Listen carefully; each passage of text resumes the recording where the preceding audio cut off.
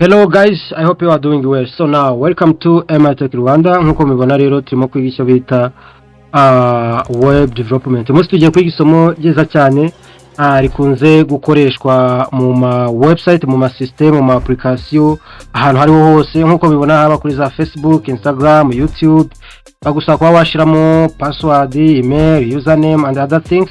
So now today we are going to start esebira bikora bite ibintu like the part iyi HTML form ni part ishobora kuba yagufasha kuba wa creating ikintu gishobora gutuma user interacting na website yawe, ukaba wabona amakuru ye cyangwa se nawe akaba yakohereza amakuru ashaka kohereza. So uyu munsi rero twize HTML form. This is part 1 aho twize HTML form muri rusange ndetse tukaza no creating aka project mubona. Nkuko mubona munashobora kuza gashiramo amazina yese John, like John, last name is Yawe, the email is john@gmail.com. Also the date is maybe let's say 7 January 2026. Also local time, and say today. As you see, it automatically add the today time, now time, like the time of now. Now also we can continue like adding like numbers. We can increase or decrease. So we can choose the favorite color, like you can choose like this one. Also you can also set password, and also you can choose your country, depends on, and also you can choose any language you know, or also deselect if you don't want or you mistakenly select it. And also no ushobora guchoosing file niba ushaka uploading file cyangwa se kugaragaza file. Ikindi wenda hano ushobora kuba wako uploadingamo your month and year. Ikindi hano ushobora kuba decreasing cyangwa se increasing. Hano ushobora kuba searching, you know, yeah. So hanze enter niyo mpamvu bise biba automatically submitted. So but we can also continue again here. Let's say John, here Yawe, here the email is John.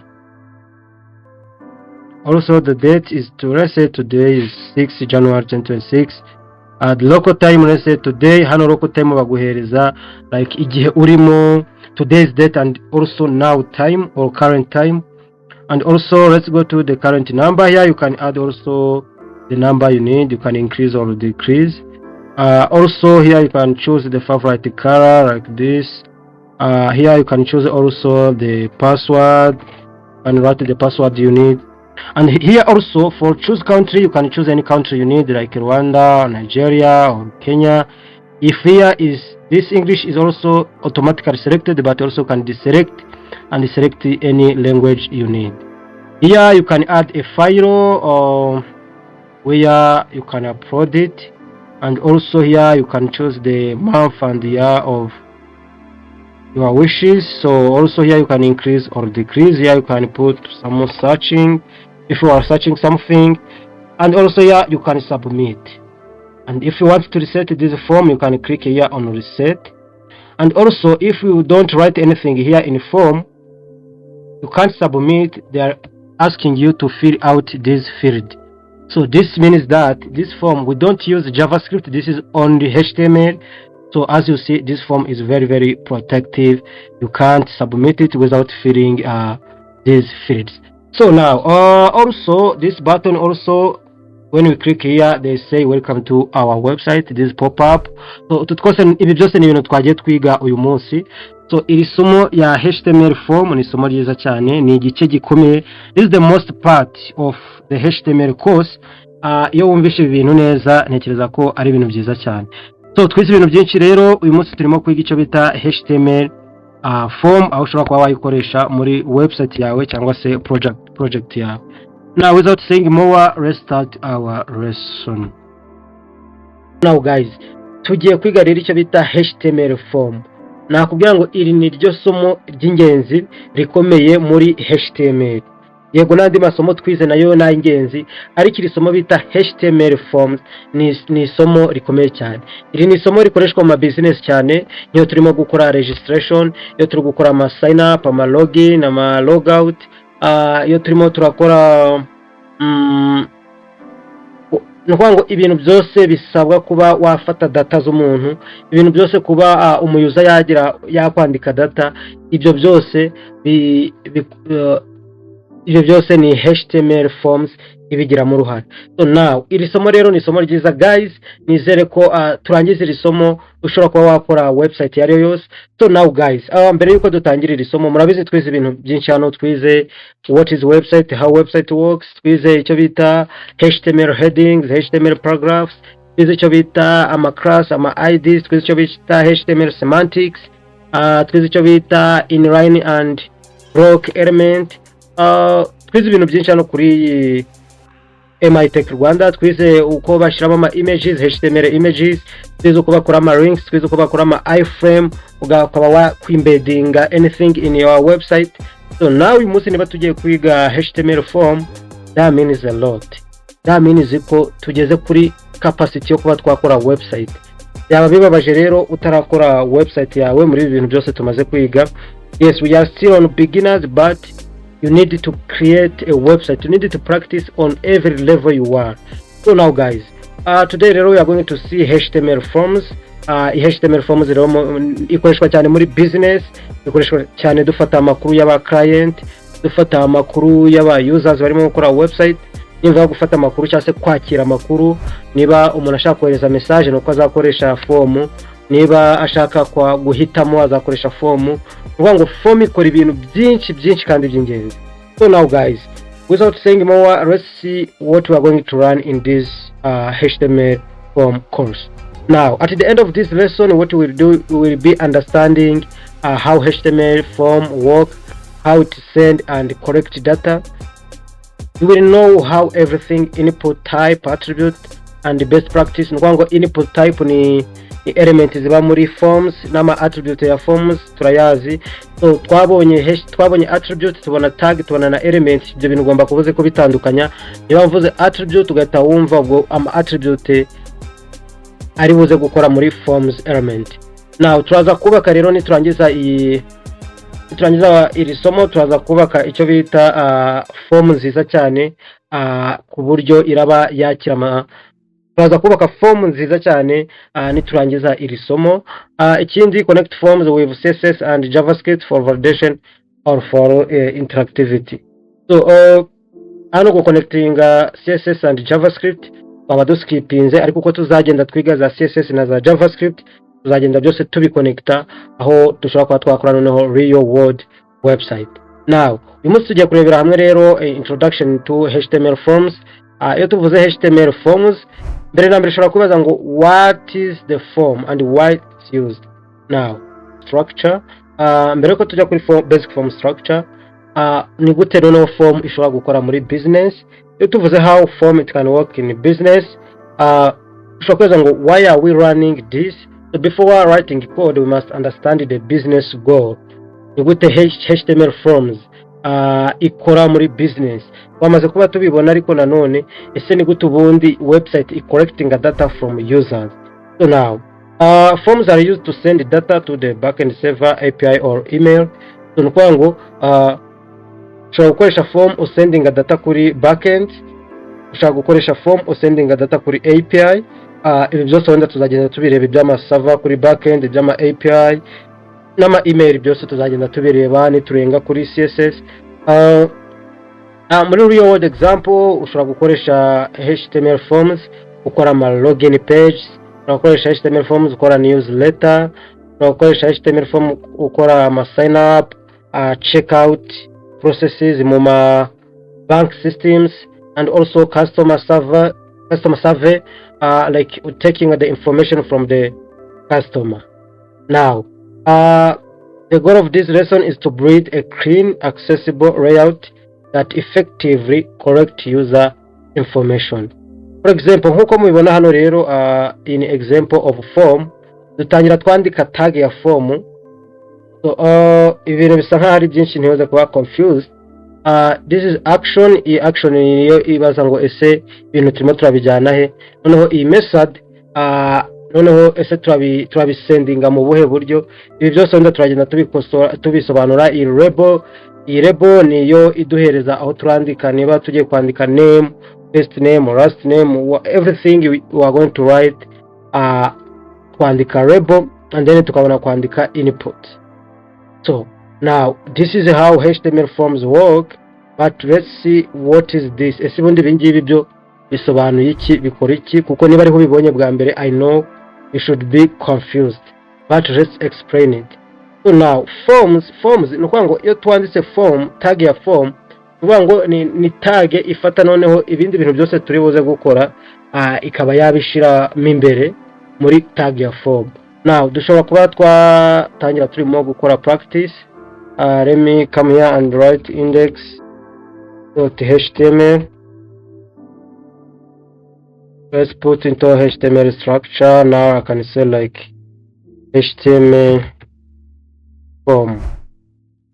Now nkuko tubibonye rero, tubonye ko form, tag ya form ariyo byose bijyamo. So turaza twandike form.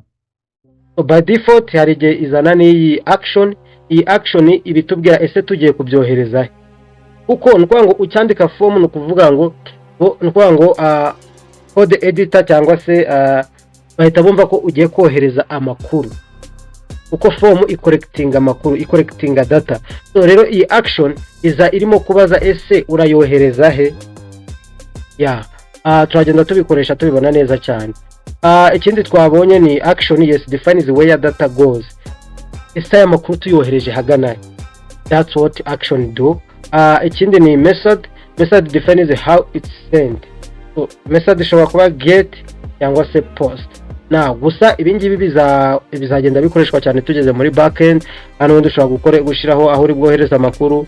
Noneho ikindi mwabonye nuko dushobora kuba twakoresha bita method, twakoresha get na post, nizo two methods zikunze gukoreshwa cyane. Gusa no dushobora kuba twakoresha post kuko niyo isa nkaho ari secured ugereranyije n'izindi. Gusa ibi byose tuzabijyamo in deep nidutangira nitugera kuri JavaScript, aho dushobora kuba twakohereza amakuru, aho dushobora kuba twakoresha bita validation. Which ugomba gufata even ibingibi dushobora no kuba twabisiba by the way kugira ngo mutaba confused. Can you write like this? It's okay. Now ikindi nuko turaza hano nitugaruka hano, ikindi twabonye ni action, ni method, nabyo mu bimenye mu byumve. Gusa ibi bigira akamaro iyo noneho tugiye kohereza aya makuru yacu, nko kuyashira kuri API, kuyashira kuri server. So niho navuga ngo action ndetse na method bigira akamaro kanini cyane. Now we are going to learn about let's start with understanding the HTML label. So tumaze kureba HTML muri rusange, tumaze kureba tumaze kureba form muri rusange. Tumaze kureba form tag muri rusange. Tubonye ko akenshi iyo tuyanditse gutya izana na action ndetse ikaba yazana na method. Bamwe bishobora kujya bizana ariko method n'ubundi uyishiramo. So nukuvuga ngo hano nuko tumaze kubona yuko iyi form ni tag ya form, aho ibintu byose turi bushire muri form bijya. Mu gihe hano kuri action, iyi action specifying aho amakuru yacu tuyohereje, aho data tugiye gufata, aho turi buzohereze. Now noneho iyi method yo noneho iyi attribute ya method yo no kuvuga ngo deciding how we are going to send this information. Amakuru tugiye kuyohereza mu buhe buryo. Yes, that's what you need to understand. Now ibi rero nari ngize ngo tukumve neza cyane, ibi ntago ari ngombwa ndabikomentinze. What we are going to see again, twari tugezeho ni label. We are going to learn about HTML label. Now HTML label, when building a form, user need to know what each input is for. For example, whether it's for name, email or password, that's where the label tag comes in. You need to understand this. Nukuvuga ngo iyi HTML label ikidufasha, nukuvuga ngo murabizi ko iyo tukubaka form cyangwa se iyo kubona form, hari ijambo nyine bari kwereka ko ahantu ugiye kuzuza ari muri first name cyangwa se last name cyangwa se ari username cyangwa se ari password urashiramo cyangwa se ari email cyangwa se ari username. Nukuvuga ngo ari amagambo abari ku ruhande yaho akwereka aho urandika n'ibyo urandikamo, ari amagambo niyo twita label. Niyo dushira muri label, niyo dushira muri tag ya label. Now nituza hano wabona ko the label element defines a caption for a form input like a text box, checkbox, radio, etc. Ni ngo izi ni types z'ama input ziraho ngaho tubuze kugenda tuzireba. Nimwe batubwira ngo ni ngo a label element idefininga cyangwa se yerekana caption cyangwa se amagambo cyangwa se text ya input tugiye kuba twakora. It's a small but very important for usability and accessibility, especially for screen readers and mobile devices. Ukuvuga ngo ni byiza gukoresha label mu gihe wereka umuyuza aho nibyo agiye kwandika, uko byongera accessibility na usability muri website yacu ku muyuza ndetse no kuri telefone bikaba byagaragara neza. Syntax rero yo gukora label nuko uraza ukandika label and then hakaza akantu bita for. Niba wenda ugiye kubwira umuyuza ngo yandike username, noneho twe turaza tukandika ngo label for username and then hano muri label nyine ukaba washiramo username. Uko no kuvuga ngo aka ka for ntabwo kagaragara. This is for accessibility nkuko twabibonye. Yes. Ngo hano browser yo ihita yumva cyase ikereka umuyuza ko agiye gukora iki, kuba ya insertinga username. And then aha rero niho umuyuza agiye gukora iki, agiye kwandika, aho dukoresha input type iko text. Ni ngo ibyo umuntu agiye kwandikamo ni text. Ibi by'ama ID n'ama name wenda tuzagenda tubyumva neza, ariko ibi akenshi ntago biba bikenewe. Dushaka gukora practice kuri aka kantu tumaze kwiga. Reka banze fungura ibi bintu, nuko turaza tugakanda right click and then tukaza hano kuri open with live server. Nice. Noneho murabona ko bamaze kugera hehe muri browser yacu. Nuko ngo index.html nuko ngo murabona form yacu ntago igaragara hehe kuri browser, ahubwo ibigaragara nibyo twashize muri form. Now dushobora gutangira dushiramo for example reka dushiremo ariko mbere yuko tugira icyo dushiramo hano reka twandikeho wenda heading 3 ivuga ngo no reka tuyihorere hano ushaka kuza nkavuga ngo label. Now urabona ko wandika label bigahita byi auto completinga, gusa mu gihe wowe bitari kuba auto complete nyine urabyandika nk'ibisanzwe ukandika label washiraho for and then imaze gushiraho for nuko ngo for nyine hano uraza gushiraho tutuntu and then nurangiza ukora iki, ufunge and then ibindi biraza kuza hano hagati. Hano fitemo previous code yanjye shaka yesitayimo AI nta kuko si copilot. Aka kantu karimo kuza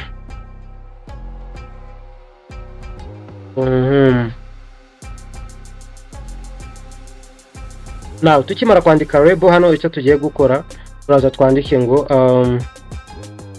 wenda katuvuga ko tugiye kwandika wenda first name. Now hano naho ugomba kuza ugashiraho ngo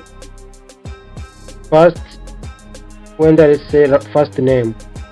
Ukuvuga ngo hano nitugaruka hano muri browser yacu urabona ko yahise kaza. Now icyo turi bukore rero nukuvuga ngo akagaragaye nakangaka ari muri tag hagati, naho iri muri for attribute yo ntabwo igaragara, ahubwo yo nukuvuga ngo yongera icyo bita accessibility, aho browser ihita imenya what's going on. Esundi iyi label ni iyi kirabwira umuyuzi iki. Yes. None tukirangiza twanye ko duhita tuza tugashiraho input.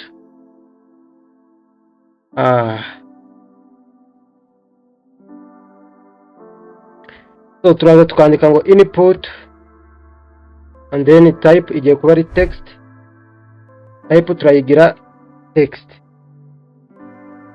Hano dushaka twafunga. So nukuvuga ngo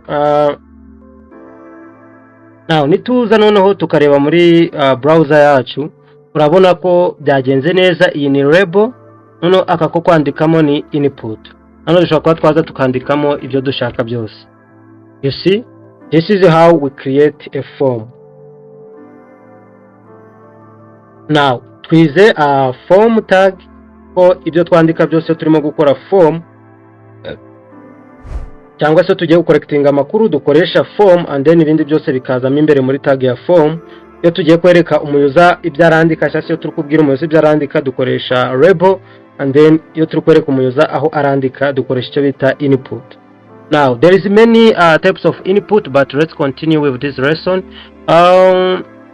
Twari turi hano kuri label n'ubundi na input. Now this is what we are going to tell you about. Nkwango iyi for attribute connecting the label to any input with the same ID.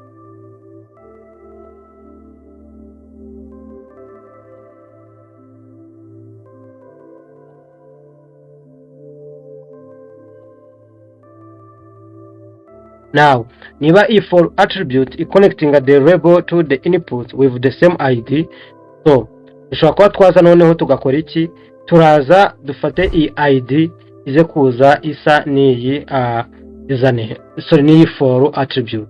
Now turaza hano twongeremo ID, let's say first name. This need to be the same.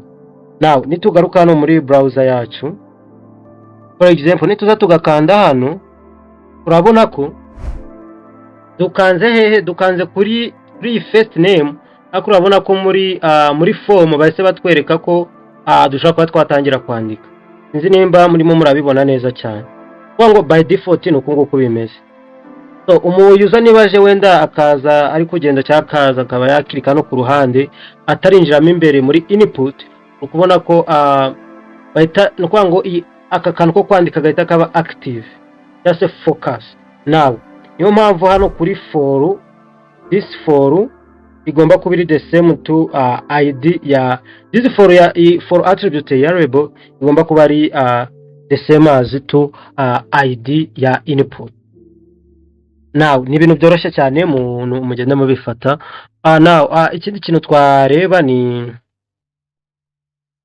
tumaze kureba explanation kuri for attribute connecting a label to any input with the same ID. When the user clicks on the label text username, the input box automatically gets focused.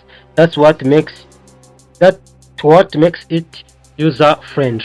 So now nkuko tubibonye nyine mu gihe umuuser access hano kuri text abona ko muri input bahita biba focus cyangwa se active, umuuser akaba yahita atangira gukora iki, kwandika. Now hari rero input element ka tuyirebe noneho muri nyirizina, bari tuyikoresheje turimo kwiga icyo bita label element, ariko nanone ka turebe input nyirizina. The input tag and its different types. Ngo iyi input nayigira utuntu twinshi. Ukuvuga ngo mubonye hano ngo iyi ngiyi twayigize input type, tuyihereza type tuyigira text, ariko dushaka no kuyigira number, nabyo birashoboka. Dushaka no kuyigira date, dushaka no kuyigira wenda file, ni ibintu byinshi. So that's why we use text, kora ko tugiye gukora iki, kora ko iyi input tubuze kuyandikamo text. Now ikindi ubwo kadukomeze, icyo twatugiye kureba ni input elements types. Now the input tag and its different types. Input igira different types, aho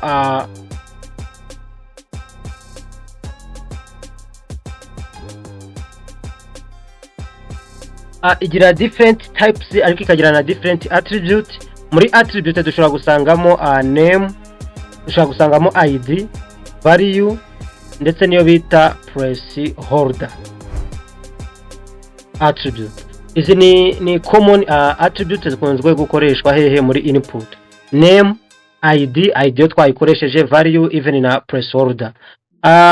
Self closing tag, behavior. So ikindi nuko nkuko mubibona neza cyane, HTML ni self closing tag, nta closing tag ihari. Nukona ko ari opening tag turimo gukoresha gusa. Now nuko ngo igira amantoza menshi, igira input igira attribute menshi. Urugero twabonye ko ushaka gukoresha name. So name most of the time nuko n'ubundi name usanga isa ni first name cyangwa se ID, ariko n'ubundi nayo usanga uraza ugashiramo the same one. ikindi wenda dushyiramo turagushiramo value baba ngo wenda value wenda iko wenda MITECH Rwanda. So kora ko dushizemo value, iyi value dushizemo ya MITECH Rwanda nitugaruka muri browser turasanga harimo text ya MITECH Rwanda. Uvuga ngo harimo text ya MITECH Rwanda, ibindi bintu twashiramo byaba ari ibyacu, ariko by default nukuvuga ngo hagomba kuba harimo value ya MITECH Rwanda. Now utuntu umuntu agenda ashiramo, ariko ushobora no gushira icyo bita placeholder wenda enter your first name. Now nukuvuga ngo ko twashizemo value ntabwo yakorana na placeholder. Icyo turubuze gukora turaza dukureho value, and then nidusubirayo turahita tubona placeholder irimo itubwira ngo enter your first name. Urabona ko ibintu ko ari sawa cyane. Now let's continue our lesson. For example, nkuko tumaze kubibona, input type iko text, name iko username, placeholder enter your name, ibingibi tumaze kubibona uko bikora. Now tugiye kuba twareba common types of input. Now hano tugiye kuba twareba ama types ndetse na purpose zayo. Nukuvuga ngo types ya mbere ni text, aho idufasha kuba twakwandika single line of text input. Password, kuri input dushaka gukoreshaho password, aho dushaka kuba twakoresha hidden characters for password.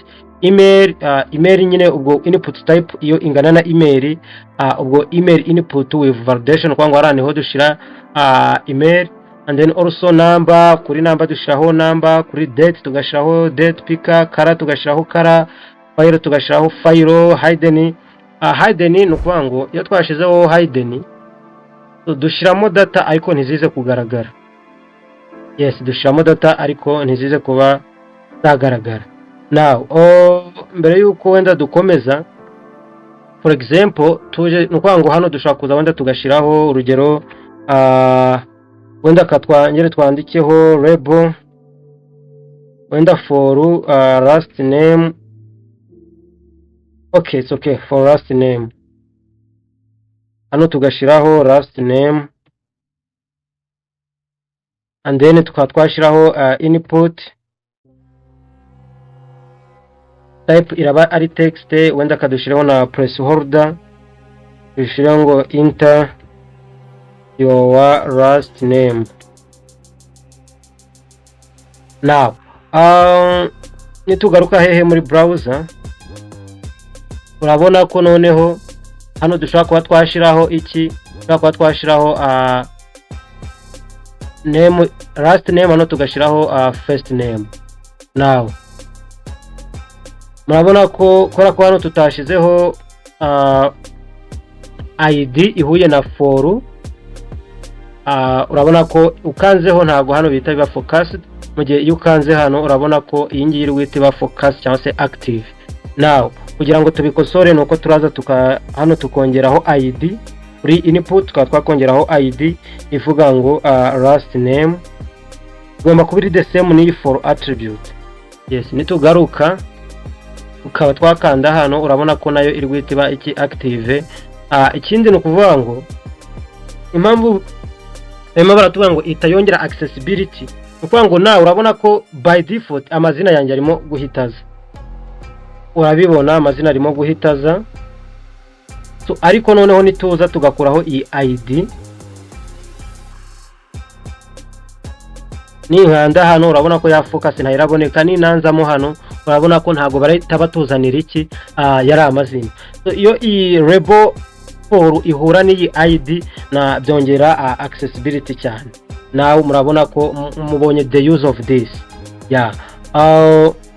Now ikindi dushaka kuba twareba wenda ni let's say label maybe let's say email.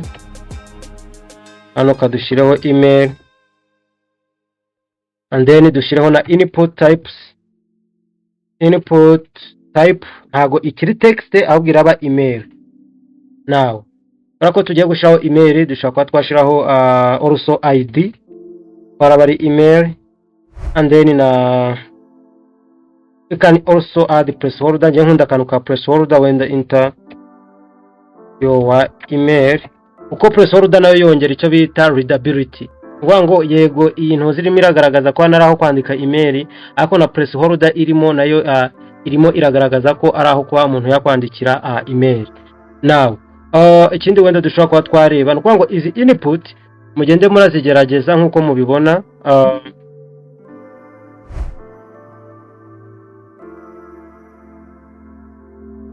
Now izi input zose mugende muzigerageza. Input type iko text twabibonye, iko password wenda tugiye kubibona, email twabibonye, number. Okay, let's try to use it wenda nubwo turi ku rushinga. But let me try copy paste barako irimo. Okay, now ukuvuga ngo ibyajemo kabiri no kuvuga ngo this is one. Now ahangaha reka tuhashire for example hano hose hari email. Let's start with here. Ukuvuga ngo iyo ushaka kugenda uri pressinga ukanda uri pressing ibintu bisa ura selecting akantu kamwe and then ugakanda control D, ukongera ugakanda control D, ukongera ugakanda control D until where you need. Ukuvuga ngo hano ngiye kuba nari pressinga. Hano urugero reka nshiremo wenda date, for example date, sibyo. Iyi ngiyi turayigira wenda capital letter kugira ngo bize kugaragara neza hano. Input type iraba date, right? ID kugira ngo iyi ID ise ni for byose igomba kuba ari date. Hano barimo baratubwira enter your date. Now nitugaruka hehe, nitugaruka hano urabona ko kuri date bise biza ko ari ugushiramo amatariki nyine, date igihe nyine. Yes. Wenda kandi kantu twahindura wenda hano dushaka gushiramo number. Hano naho dushaka kuza tukaselectinga, but let me try to do slow by slow. Hano reka nshiremo number. Let's say your leg number wenda for example. Hano kuri input type iraba number, aho dushira umubare dukoresha number. Yes. Aho dushira itariki tugakoresha date, aho dushira text isanzwe tugakoresha input type iko text, aho dushira email input type iko email, aho dushira password input type iko password. Ni ibintu bigiye byoroshye cyane. Hano naho turashiraho wenda number, wenda hano dushaka gushiraho enter your leg number. Now reka tweditinge na hano maybe let's hano dushireho color. Let's say color. Choose wenda your color, choose your color niko label yacu irimo kuvuga. Wenda na hano for example twagukoresha color, input type iko color and then ID igomba kuba ihura na for nayo iraba color. Wenda hano turatubwira user I think hano kuri color ko placeholder idakenewe I guess. Yes. Now let's back. Urabona ko by default abari black, ariko nanone ushaka kwa wahindura color ukachozinga color wowe ushaka ukayishira. Nukuvuga ngo urabona ko noneho tugeze kuri real world use case. Ibi ni nukuvuga ngo ibintu bijyanye na form nibyo bintu bikoreshwa cyane mu buryo bushoboka. So now hari tag bita break, niyo tugiye kugenda dushiramo kugira ngo bi breaking bireke kujya kuri line imwe.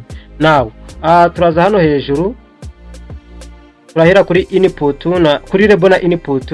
Urabizi ko label na input biba biri hamwe, ubwo hano turahita dushiramo iyo break, wandika BR ari byo bisobanura break, and then na hano harimo break. Hano naho turashiramo break, hano naho turashiramo break, and then after label and another input turashiramo break kugira ngo bize kugaragara neza. Na hano turongeramo break and also na hano turongeramo break. I think ko ari ibingibi. Now nitugaruka urabona ko noneho bitagiye ku murongo umwe, ahubwo bihise bikora iki, bihise bishiramo umwanya bijya kuri one side. Now, urabona ko ibintu ari neza cyane. Now ushobora kugenda ukomeza kugerageza zira types za input, wenda nk'iyo tutakoresheje ni password, ushobora kuba twaza tukavuga ngo label wenda for password, password, is it password like this? Password, I guess. Yes, yeah, let's say password. And then input iraba iki ngaho bivuge muri amasegonda. Input iraba input type, type iraba iki password. Now input type niba password, ushobora kuba twashiraho ID vuga ko ari password, and then tugashiraho na placeholder igaragaza ko wenda ivuga ngo enter your password. Now murabona ko ibintu hano ari sawa cyane. Okay, hano turaza kongeramo break kugira ngo bitaza kuri line imwe. Yes, urabona ko nawe ije hasi igiye makanya kugira ngo mutaza kuba confused. So hano dushaka kuza twongeraho tutuntuza tubiri, tutudomo tubiri wenda kugira ngo looking the same. Kuri date twadushiraho hano dushaka kwa reg number, ibyo ngi ako ngako karahagije. Email, last name, first name nako dushaka kwa twagashiraho. Now urabona ko HTML form yacu irukinga neza. Umuntu ashobora kuza akabashiramo first name, agashiramo last name, agashiramo email, agashiramo ndetse na date. Let's say when your first name is MI, your last name is tech, email wenda ni mitech@gmail.com. maybe date ni like you can say like today, let's say like 6. Reg number hano ushobora kuba waza ukandikamo wenda from any number, ushobora kuba wa increasinga ukadecreasinga. So ikindi wenda hano ushobora gucuzinga your favorite color, wenda let's say like this. Ushobora kuba washiramo password runaka. Now murabona ko ibintu ari sawa cyane. Isomo ni rinini cyane, turacyari barimo ibintu byinshi cyane. HTML input type, nkuko twabonye, here are the different input types you can use in HTML. Hari input type iko button, iduhereza button. Hari input type iko checkbox, ingi nayo iduhereza checkbox n'ubundi nyine box yo gucheckingaho. Hari input type iko color, hano iduhereza color. Hari input type iko date, hano iduhereza date. Hari input type iko date time, input type iko email, iko file, iko hidden, iko image. Kuri file nyine bigufasha kuba wakwa uploadinga file. Kuri hidden no kwa ngo ushamo data ariko zikaba hidden. Kuri image uba washamo image, and also kuri month uba washamo. So turagenda ibi byose tubibona. What you need is to come and also practice all of this. Ikindi abakeneye is source code, ndibuze kuzipininga muri video description ababikeneye mu bimbwiye.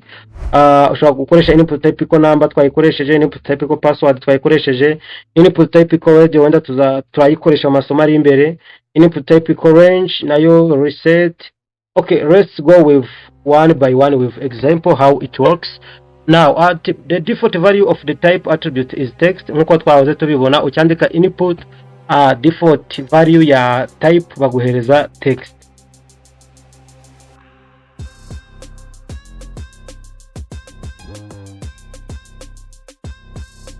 Now input type iko text twayikoresheje, and also input type iko text twayikoresheje aho defining a single line text input twayikoresheje cyane aho twavuze label for f name. And then this is the example, ariko ibingibi twahoze tubikoresha, ntekereza ko tubizi neza cyane.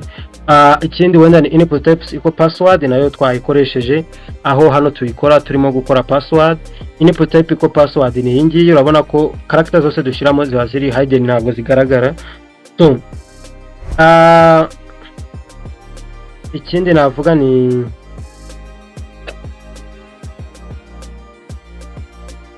This is how the HTML code above will be displayed in a browser. Aho tuba dufite aho tuba dufite username, ariko tukaza tukageraho na input ndetse na password ndetse niyo input yayo. So now the character in the password field are masked, shown as asterisk or cycles. Urabona ko it shown as cycles, so ntago zigaragara nyine characters ntago zigaragara. Now input type equals submit. Hano input type equals submit ni button. Hano input type equals submit is creating a button to define a button for submitting a form data to a form handler. So now the form handler is typically a server page with a script for processing input data. Nkwango akenshi dukoresha iyi submit iyo tugiye kuba twasubmitinga za data tumaze kuba twakwandika. Wenda n'urugero tuje hano wenda tukandikaho hano tukandikaho for example hano, hanyuma tukandikaho wenda ngo okay katamaze dushiraho break, wenda tugashiraho input type equals submit. Now button ni urabona ko bise biduhereza button yitwa submit. Now nidukirikaho urabona ko birimo biragenda ariko nyine nta kintu birimo birakora iki biratwara. Now this is what we have created. So now let's back to the lesson and continue running. Nkuko tubibonye rero input type equals submit iduhereza button for submitting a form. Ikindi input type equals reset na iduhereza button for resetting a data. Defines a reset button that will reset all form values to their default values. For example nituza wenda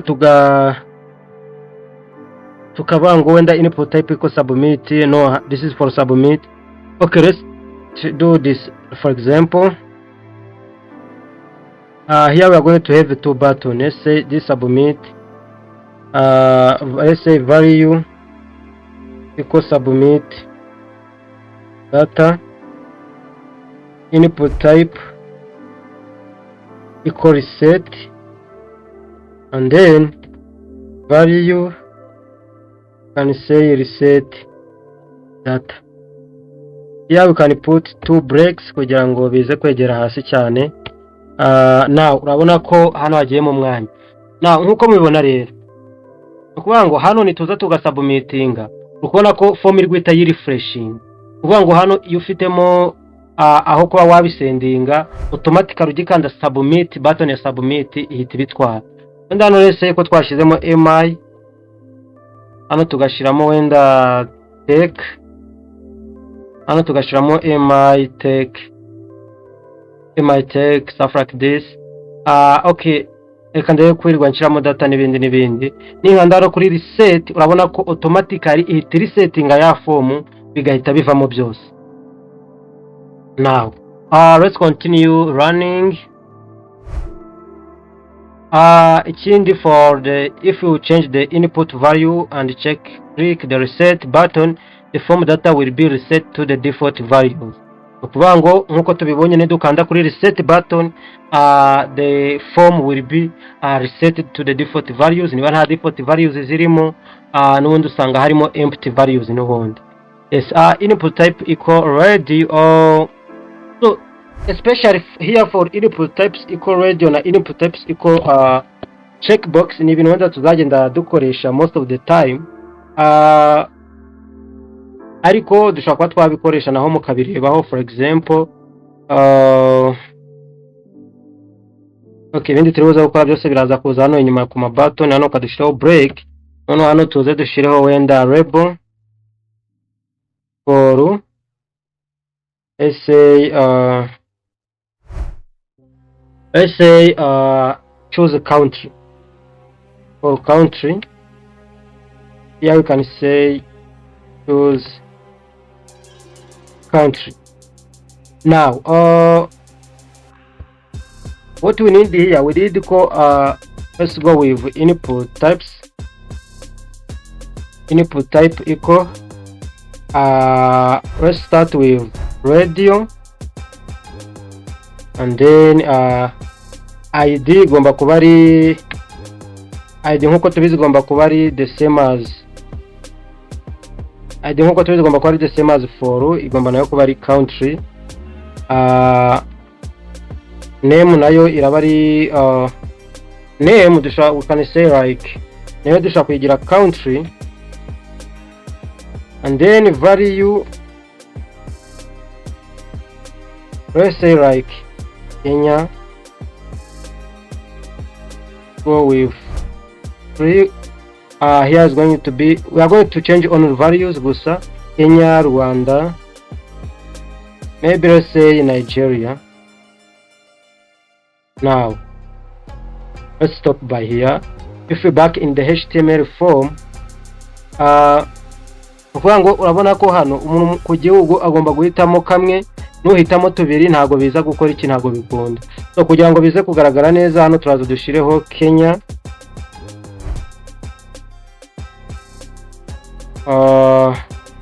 hano dushireho Rwanda,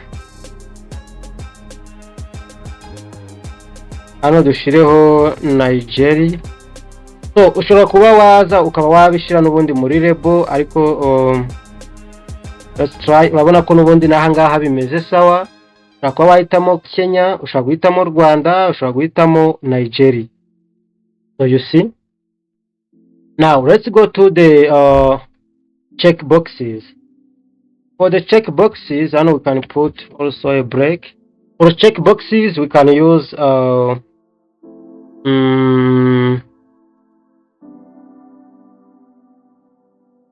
let's say okay, let me say completed stack. I don't know, you can add something you are thinking. So let's say label always have to be there. Let's say stack, and let's say choose your, okay, let's say language.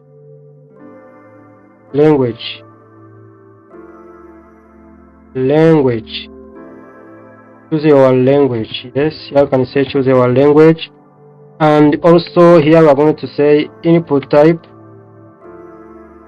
equal checkbox, id equal language. Also we can add name nayo equal language.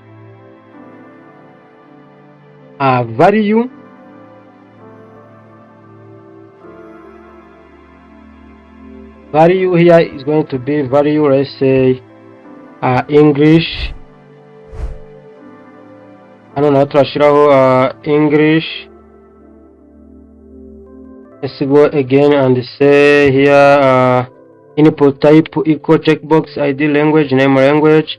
Value hanigiye kuba French. Yego, let's go with this. And also here let's go with this Swahili. Now nitugaruka hano umuntu ashobora kuba yaza agacekinga hano agacekinga na for checking ho umuntu ashobora gucekinga ibyo ashaka, ariko hano for radio umuntu agomba gucekinga one thing. Niba ari Rwanda ni Rwanda, niba ari Nigeria ni Nigeria, niba ari Kenya ni Kenya. Now another thing you can study is checkbox let user select 0 or more option for a limited number of choices. Now mu gihe iyo bita checkbox, iyo bita radio button is let user select only one of the limited number of choices. Nuko ngo the user have to choose only one. Niba ushaka kumuyeza choosing only one, ushaka kuba wahitamo wamuhereza agakoresha ready. Mu gihe ushaka ko choosing ibirenze kimwe, ushaka kuba wakoresha checkbox. Now input type equal button, hano naho creating a button, and then input type equal button you can add also on click. This is a little JavaScript, ariko dushobora no kuba twabishiraho. For example ninza hano wenda hashiraho wenda input type equal button, value, and let's say click here. Now twatumaze creating a button yitwa ngo click here. so nayo nyine urabona ko ari button, input type iko button nayo n'ubundi za ari button. Ahubwo icyo tugiye kureba ushobora kwadinga haka javascript karaho gato ukavuga ngo on click, ugahita uvuga ngo alert, uvuga ngo alert wenda no, let's use this one, welcome to our website. Now umuntu naza rero agaklikaho nyine, niyo mpamvu bababwira ngo JavaScript ni interactive, ituma ibintu biba interactive. Naza hakirika ngo click here, urabona ko bareta banyereka kantu ngo welcome to our website, ngakirikeho okay. Inyirika hano urabona ko bareta bampereza ngo welcome to our website. Ya naka JavaScript karaho dukoresheje on click, tuvuga ngo umuntu nakirikaho ibindi dukurikizaho nyine ubwo ni ibiri bube umuntu namara gukirikaho. Ya so izi input zose wowe icyo sabwa no kugenda uzikoramo practice. Input type iko color, twamaze kuba tubibona. This is used for input field that should contain a color. Dore ngibi hano kabisa twabibonye, ushobora kwa waza uga creating color. Bira byose mubona bakora ni ibintu biba byoroshe cyane. Depending on browser support, a color picker can show up in the input field. For example, label for fav color, select your favorite color, and then what you have to make sure is that input type equal color kugira ngo bize kuba ari color. Now also input type equal date nayo twayikoresheje ku aho iyo ugiye gukoresha ama date. So input type equal date is used for input fields that should contain a date. Depending on browser support, a date picker can show up in the input field. Twamaze kuba tubibona guys. Aho umuntu hano ushobora kuza akaba ya selecting a date runaka. Hano ushobora kuba waza ugaselectinga maybe let's say in 2025 mu mwaka warangiye, nibwo guhitamo nk'isabukuru, stuff like that, you know. So you can also use the min and the max attribute to add restriction to dates. So kuba umuntu narenze muri 2025 what and what. So now what you do is there is many input. There is also what we call input type equal date time local. This input type equal date time local. What we can do is the input type equal date time local specifies a date and time input field with no time zone. Now let's go with date time local and see how it works. Let's put let's add here a break and another break. You can put whatever break you need. Okay, let's say like label for local time and the local time. Now what we are going to do is to come and say input type equal date time local, and also I think that's it, but you can also add any ID local time. And if we back into yes, as you see now here we are in local time. This is the input we have added, so I can come here and also add like this is the exact time. As you see, you know, I can go with today, and you see come with my local time, which is on my laptop. As you see, we are now 6 January 2026, and also the time is 16:29 p.m. Yeah. You see, you can also go and practice all of these types of input. Also, there's input types equal number. We studied it, we used it. Input type equal color, we have used it. This we have also used all of this. Oh, sorry, here I'm not in the lesson. Yes. Also we can use email. So it's used for input field that should contain any email address. Depending on the browser support, the email address can be automatically validated when submitted. Some smartphone recognize the email type and add .com to the keyboard to match email input. For example, as long as you type input type equal email, so the browser is going to know that this is kind of email. So igomba kumakinga sure nyine ko text wohereje ari email. So now input type equal image, so defines an image as submit button. The path to the image is specified in the source attribute. Like input type equal image, source also equal this one, alt equal submit, stuff like that. Input type equal file defines a file select field and a browse button for file uploads. Now what you need is going to practice all of these types of file. So also let's say when we want to work on file, let's say like let's add a break and say like label let's say file, upload your file. Let's say we are going to upload the file and input type equal file, id equal file. And also if we back here in the browser, we are seeing that we are in the file. Ano nshobora kuba nacuzinga iki file yanjye and then nshobora kuba naza nkashiraho iyi document ukabona ko ibintu birimo biragenda neza cyane. Now we can continue like here. This is also a file. We can continue with type equal hidden. Input type equal hidden defines a hidden input field not visible to a user. A hidden field lets the web developer include data that cannot be seen or modified by user when a form is submitted. A hidden field often stores what database record that need to be updated when the form is submitted.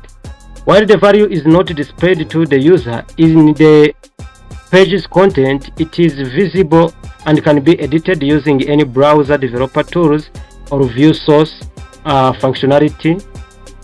Do not use a hidden input as a form of security. Now hano turimo gukoresha input type equal hidden. Most of the time ntabwo input type equal hidden ntabwo igaragara kuri muri browser.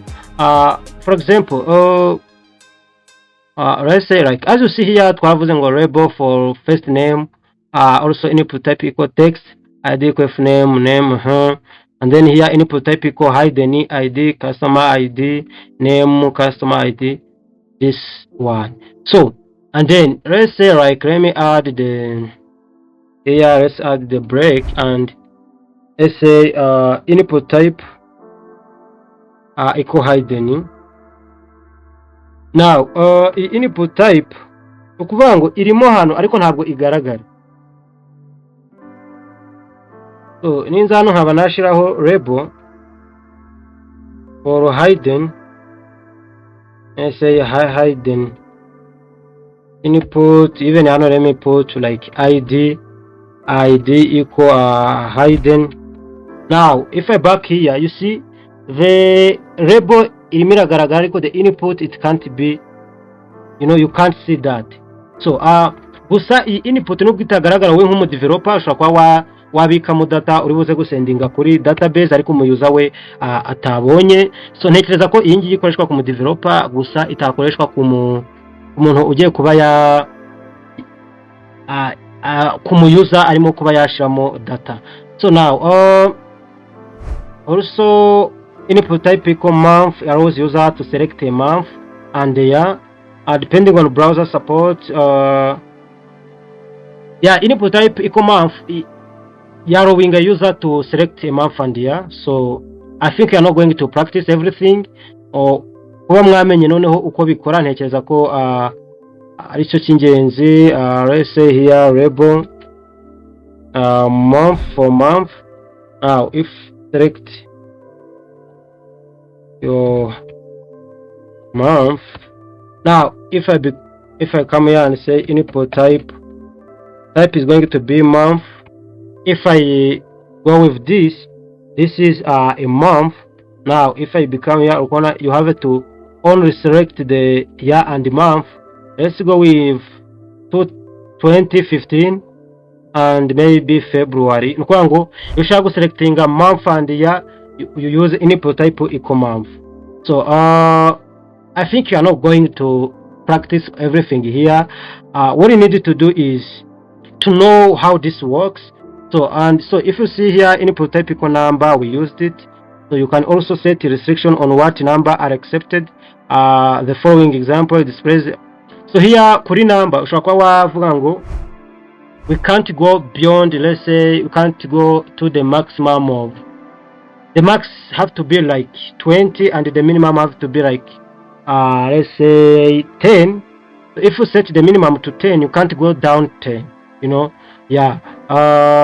Input restriction here is the list of some common input restriction, attribute and the description. Checked specifies that any input field should be restricted.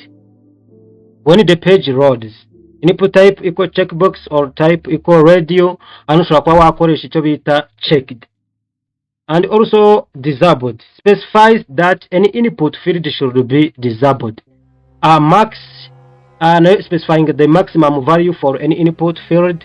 Max length specifies the maximum number of character for any input field. Mean specifies the minimum value for any input field. Pattern specifies a regular expression to check the input value against. Read only specifies that any input field is read only, cannot be changed. Required specifies that any input field is required. This is the attribute that sometimes used. Also size specifies the width of any input field. Step specifies the regular number interval for any input field. Value specifies the default value for any input field. And we learn more about input restriction. Next video tuzakora the following example displays the numeric input field where you can enter a value from 0 to 100 in steps of 10. The default value is 30. So as you see here, we have a label for quantity, input type equal number, ID or of course have to be quantity, and name also quantity, mean in 0, max in 100, step in 10, value in 30. So you know the input are also many. You can also use input type equal range. This input type equal range defines a control for entering a number whose exact value is not important, like a slider control. The default range is 0 to 100. However, you can set a restriction on what numbers are accepted with the mean and max and step attribute. So ntekereza ko iyo wamaze kumenya zira input z'ingenzi ari ibintu babyoroshye cyane. Also form here is for input type equal range, ID equal right.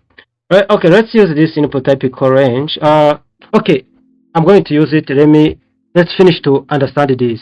We have input type equal range aho ikoreshwa mu kuba wakwincreasinga aho ushobora kuba increasinga ibintu like by controlling or dragging. Okay, let's try for practice. Let's go here. Let's go with 2 breaks and say label. Okay, for let's say volume. I don't know, volume. What's your? I think let's go with age. You know. And let's go with ages. And also the input is going to be input type equal input type is going to be a range, not a range. So now here we can go with this, or also let's go with ID. We can also add here ID. ID is going to be like let's say with age is the same to 4. And if we back here, this is the age. Now we can go with this. Now as you see, this is a slide. What you need is to just increase or decrease. So kugira ngo ubone the actual value iri hano, like where maybe one is 100 full or what, we have to use JavaScript. Byose tuzagenda tubigeraho nidukomeza kuba twakwiga. Now let's continue to finish. Input type equals search. The input type equals search is used for search field. A search field behaves like a regular text field. Example, stuff like this. Input type equal text. So input type equal here input type equal search. Hano biduhereza input type yo kuba twakoresha turimo gusearchinga. For example, let's try it. Let's come here and go with break and say label search for search, and also can go with search, and also can go with input type equals search. Yeah, that's it. So now here this is the input for searching.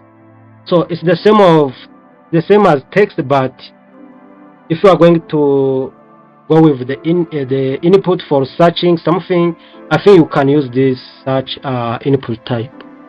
Also we have input type equal tel is used for input field that should contain a telephone number, like label for phone, enter your phone number.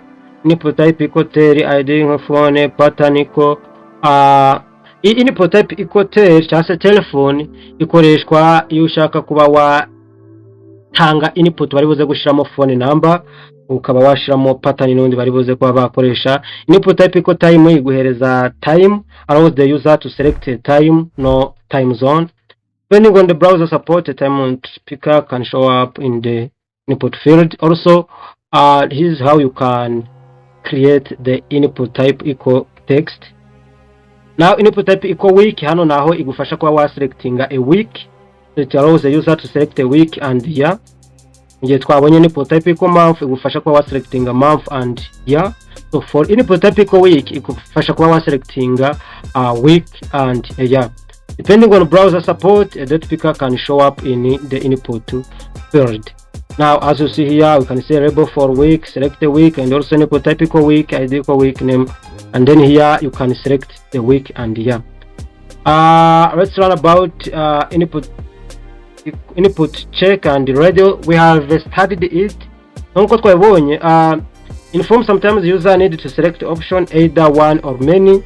HTML provides two input types for this. Checkbox allow user to select multiple options. The radio buttons allow user to select only one option from a group. Hano choose your language, umuntu ashobora kuba yazaga selectinga more than one option, ariko hano kuri choose your country you can't select more than one country. Yes, that I think we have studied all of this. So I think it is somona kuri checkbox na radio, this input zikunze guconfusing abantu, no mpamvu nagize ngo duse nk'abazisubiramo mu zumve neza cyane. Let's say the input type equal checkbox defines a checkbox.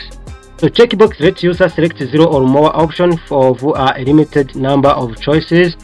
Syntax nkuko twabonye n'ubundi no kwandika input type equal checkbox, and then ID it have to match with the for attribute of label, and also the name must be something you want, or nayo ishobora kuba yaba the same.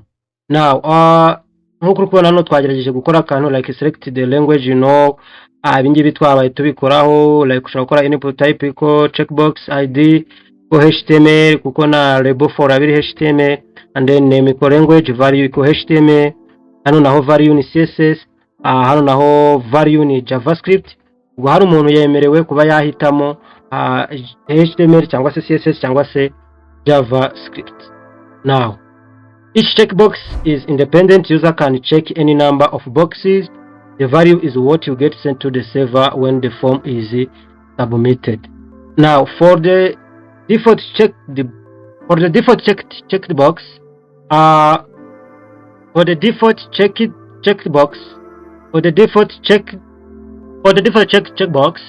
input type equal checkbox, ID equal this and this, and also you see twadinzeho something called checked. Nkuko dushaka kuzamo hano by default hano kuri checkbox twakoresheje ama checkbox, kuri checkbox ya mbere ya English tugashiraho by default checked, nidushiraho checked tukagaruka hano muri browser nuko uraza ukabona ko by default English is checked. Now hari akandi kantu wenda nshobora kuba nabereka tutarasubira muri lesson twagiye tubona. Hari akandi kantu bita required. Required ni ukuvuga ngo hano ntago na submittinga hari ibyo ntujuje. Ukona ko by default nawe ndimo gusubmittinga bikagenda.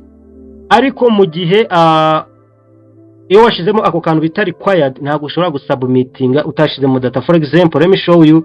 Let's here to input typical text kuri first name. Let's go with required. No kuri second name, no kuri last name. Let's go with required. Now let's back here. Let's try to submit. If we submit, you see, please fill out this field.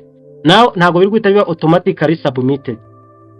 If I please submit out the let me fill this form. Let's say King. If I'm trying to submit, ukora ni last name ukora ko nayo if it required ikumbwira please fill out this field. Now it's kind of require you to fill the input. Mu gihe utayi feelings you can't go, you can't submit, you can't move on. So hano rero niho nayo required attribute nayo ni nziza cyane. Iyo umuntu yagiye gushiramo data ishobora kuba yamwibutsa kugira ngo adashiramo data zituzuye cyangwa se data zitari zanyaza. Now nari mbyibukiye kuri checked aho naho dushaka kuba twagaragaza by default checked. So naho mwabibonye kuri radio rero naho nubundi ni kimwe na checked. Nubundi syntax twandika input type equal radio and then tukaba twadefininga what we are going to select. Now nkuko bibona dushaka ngo input type equal radio, id equal male and also name equal gender, value equal male. Ukuvuga ngo hano kuri id dushaho male kubera ko hano kuri for hari male. Then for example umuntu ari guselectinga gender, tunakuvuga ngo input type equal radio, id equal male, name equal gender, value equal male, input type equal radio, id equal female, and name equal gender, value equal also female, input type equal radio, id equal other, kuko na hano for iraza kuba other, and also name is still gender and value equal other. Hano umuntu araselectingamo kimwe, araselectingamo male cyangwa se aselecting female, ako ntabwo ashobora guselectinga two option, ni only one option. So already share the same name, that's how they form a group. So name nkuko mubibona igomba kuba ari imwe kuko murabona ko hano name ari gender. Ariko kubera ko id igomba kuba the same for attribute. When I say for attribute, this is for attribute, how this female for attribute ingana na id attribute. Now only one option can be selected per group. The value of the chosen radio is sent when submitting. Now the default selected radio naho ushobora kuba waza ukavuga ngo checked. Nituza hano muri project yacu twakoze ukaza kuri radio, kuri radio, what is radio here, tukatwaza hano for example tukavuga ngo checked. Naho nitugaruka urabona ko by default Kenya iri checked. Nitu refreshinga nukuvuga ngo uko turi refreshinga kose ibi bintu bigomba kuba byo biri hehe, biri checked by default.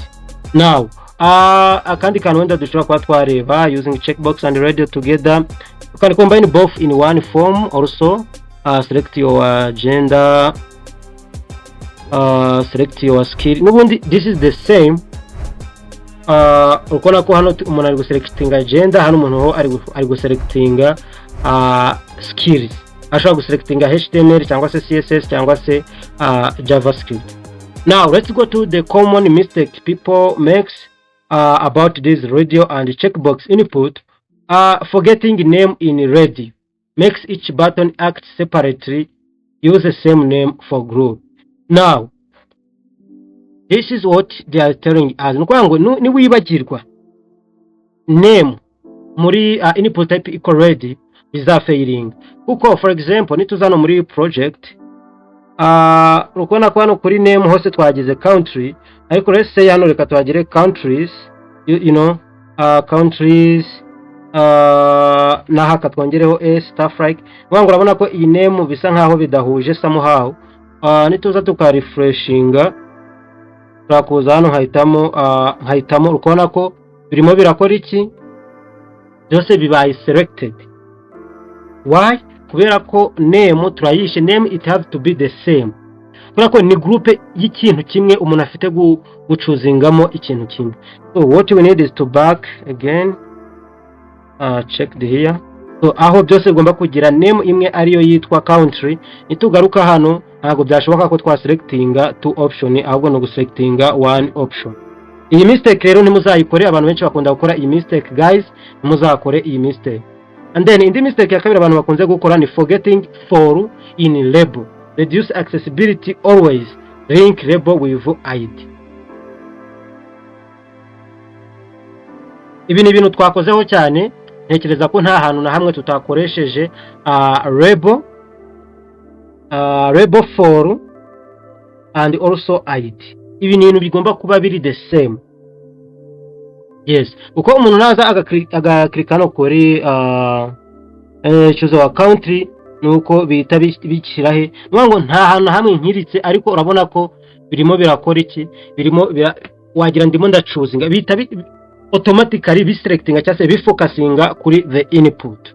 Now ikindi ntekereza ko izi nizo mistake ebyiri abantu bakunze gukora. Please guys try to not do this mistake. Now the input restriction you have to know also. This check twayibonye aho specifying that the input field should be preselected when the page loads. Disabled nayo specifies that the input field should be disabled. Max twayikoresheje, max length ntabwo twayikoresheje, ariko specifies the maximum number of character for any input field. Also min specifies the minimum value for any input field. Pattern specifies the irregular expression for check the input value against. Read only specifies that any input field is read only, cannot be changed. Required twaikoresheje specifies that input field is required, must be filled out. So size specifies the width of an input field, and also step specifies the regular number interval for any input field. Also value specifies the default value for any input field. Now here dushaka gukoresha like disabled. Let's go with here like Kuri. Let's go here for the number. I can go with, let's say with disabled. If I add a disabled, you see what is the number here. Urabona ko input isihinduka ukuntu nta kintu wakora. You see this one. Let me try to, okay, we can also add a CSS, but or add more breaks. I think it's here. Let's add here breaks also. Nahano breaks, so we can see it well. Okay, this one. Urabona ko yabaye disabled. Nothing you can do here. It's just read only. Let me even go to the, let's also use a read only for this date time local. Let's go with read only. If I go with read only, also here nothing you can do. This is where here you see it's just to read, nothing you can't edit. So but if we remove this read only and back here, you see you can also select the time, you know, select the time. But if we also go with read on, we have just to read only. You can't do nothing you can do. So this is how some of this works. What you need is to continue doing practice, niho uzagenda ubyumva neza. This is for this project. I think you can also make this form look a little bit well. So let's try to use our CSS. Let's try to use inline CSS. Let's go with style, and let's go with also body, and also give the font family sans serif. I like this font family. Also, as you see, the form changes. Also we can also add input here we are going to add, let's say, margin bottom of, let's say, 2 rem. If I go with 2 rem, it's become big. Let me go with 1.2. 1.2. This is good. I think this is good. You can go with margin left. The margin left or right? Let's go with margin left, and let me go with 1 rem and try to see if. Oh no, this margin have to be this margin have to be to body. Let's go with margin left of. Is it right? Yeah.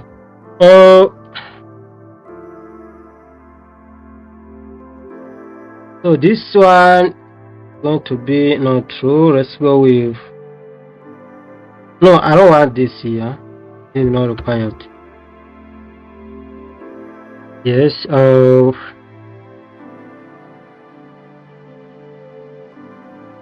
Yeah, that's it.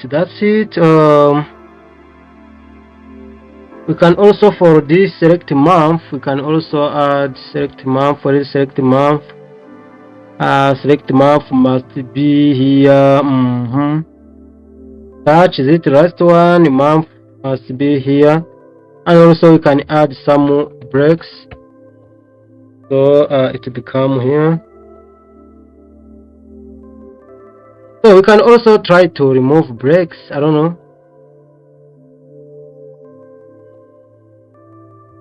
Yeah, but it's okay. There is no big style we are going to add. So, but also for the input.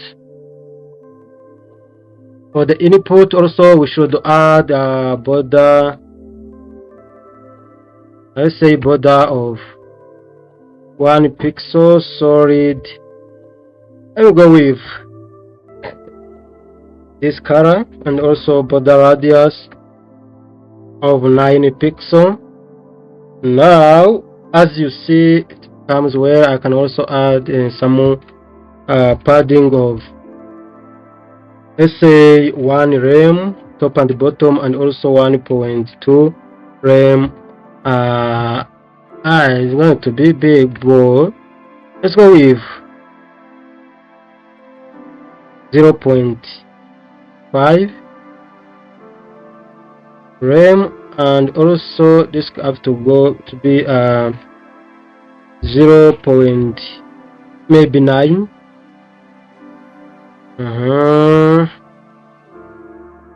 This looks good though. Yeah, this is dissolved, but so now about this color, I don't know what happened to input typical color.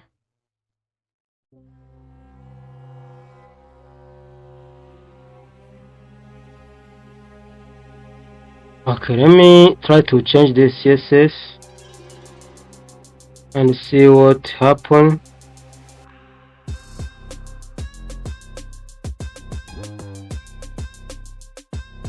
So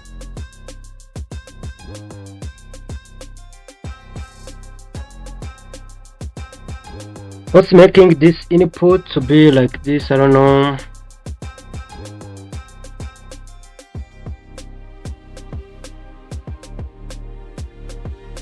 Let's remove this border radius.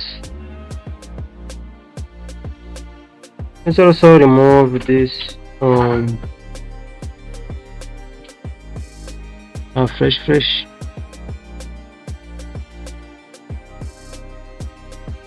F4.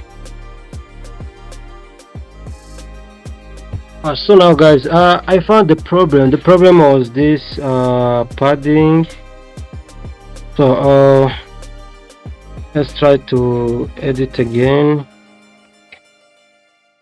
Must also remove this.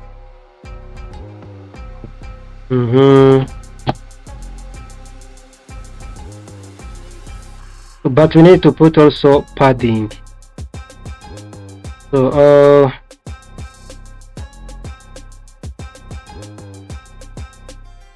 So turimo gushyira hano padding bika I don't know why it's not working, so but let's try another way. So gukoresha ubundi buryo hano bushoboka, we can go with also input type, let's say equal text. Go with this. So now this can work only for input type equal text. Now we can also add input type equal email. Can also add input type equal email. Here is going to be email. Here is going to be password.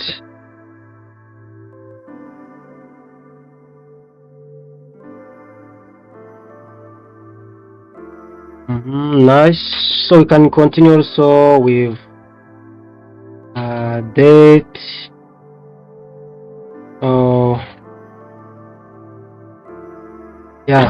Date and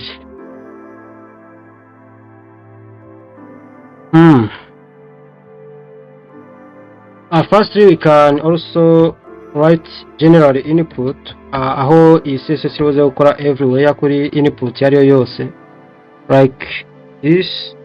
Yes, like this one, and put everything here.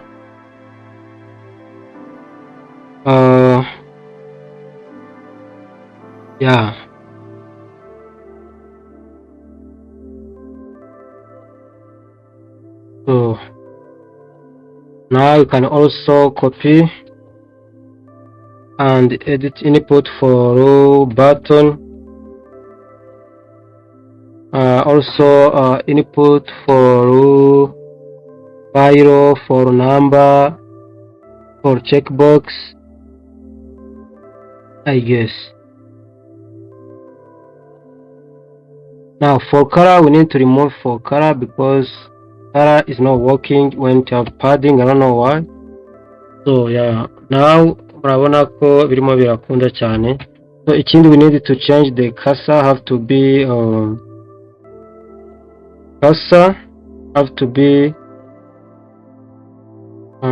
pointer. Yep. Now you can select a month and you also can write the email, you can write the first name, last name. Also you can submit, can reset the data, and also you can click here for welcome to our website. And go with, let's say John Doe. Let's say John Doe. The email will be john@gmail.com.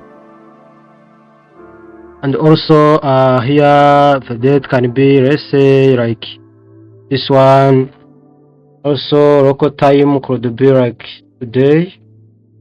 So you can also put your egg number, like any number you want. So you can change the color.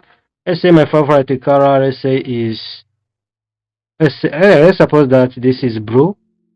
And also you can put your password, and also now you can choose your country, Rwanda, Nigeria, or Kenya. You can choose your languages like English or French or Kiswahili, any language you want. So now here you can choose a file, you can upload the file. Let's say I want to upload this one, and also you see that's the file, you can open it. So also here you can choose the month and the year, let's say January in 2026. You can also increase or decrease, and also you can try to search something to see, and also close it. So you can submit the data, or you can reset the data. So if you want to reset, if I click to submit, so the data must be submitted. but there is no way, there is no destination or specification we specify that the data can go. So this is the HTML form static. Nidutangira gushiramo JavaScript niho tuzatangira ku implementinga. Nkuko mubibona rero we can't submit data mu gihe hano tutashizemo data. Ikindi mu gihe hano dufitemo data, we can reset all of this, and if you press here on reset, you see everything will be empty. So now as here, if we click here on the button, as you see, this says welcome to our website. So now this is the first lesson on HTML form. The next video will be about also HTML form video, HTML form part 2. So there is still many things you can use in HTML, like selection, like text area, and many others that used mostly in creating a website. So now for now what you need is to do subscribe, like, share, and also share to other who need it. Ikindi mwandike comment mutubwire uko bimeze. So thank you for watching. Remember to subscribe, like, share, and comment.